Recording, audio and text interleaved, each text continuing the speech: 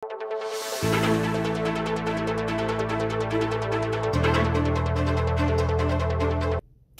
hilabod Kapampangan ka ring mga nyaman na pamangan. Agpangking chairperson ng National Commission for the Culture and the Arts o NCCA, Victorino Manalo, maragulyang bagay lokasyon na ng probinsya ating access na karing kaya katamong kabalen, karing natural resources sa nyalakwas lang may biyasang magluto. Yung posisyon ng Pampanga, no, na nandyan siya sa connection ng between the north, yung Ilocos, yung Cordillera, and the south, no?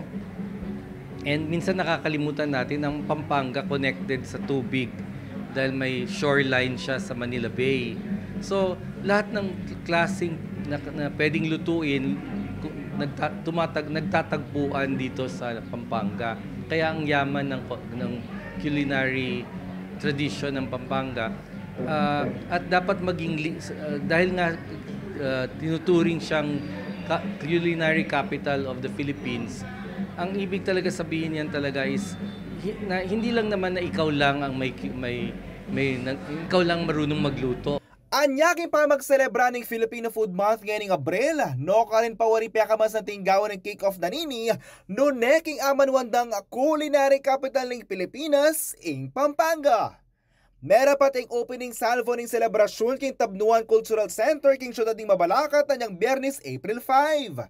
Nikitemo yung kalutong Filipino, lakas ng kabataang makabago ang Filipino Food Month ngayong 2024. Ang paking Secretary General ng UNESCO National Commission of the Philippines at Kabalen Tamoy Ivan Henares, maulagang mi pasa lang ka rin tutukay generasyon ding miyayaliwang kalutong Pilipino, banga siguro tamong ela mababating Denny. Marami sa mga mga culture bearers natin matatanda na, no? At tamong king Pampanga, we have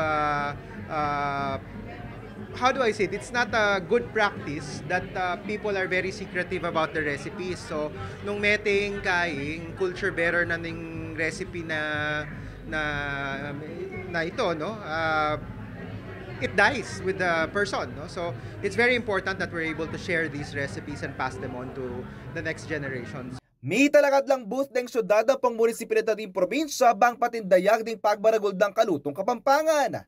Kaya ba'y karing specialty sa pagdaring organizers karing bisita yung pindang damulag ng San Fernando, burong asan ng Candaba, adobo ang puntita daning Lubawa, pito klip ng Sasmuan at Miyayaliwa pa. Napakaganda nito para sa bawat municipality. Kasi nga, na-showcase kung ano yung mga produkto nila or yung masasabi natin talagang pinakamasarap na naputahe sa bawat bayan. Kaya ito hindi lang dito alam ko hindi lang dito sa Pampanga naman ito mapapanood, 'di ba? All over the Philippines.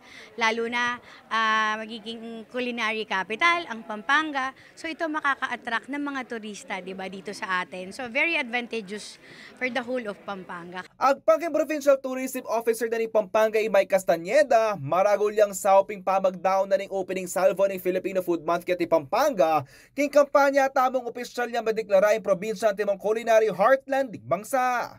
At metong yung magpatibet, magpatuloy na talagang kaya katamo ya in culinary capital or culinary heartland of the Philippines. Well, of course, dakal tamo pipamanganan ang pampamangan mga nyaman na nungnuka rin sikat at kilalang kilala rin Kapampangan kaya pa mag-offer, pa mag-present at yung proseso at kwento na ning bawat lutong Kapampangan at dadake keng taong mamangan at makatakam kanini.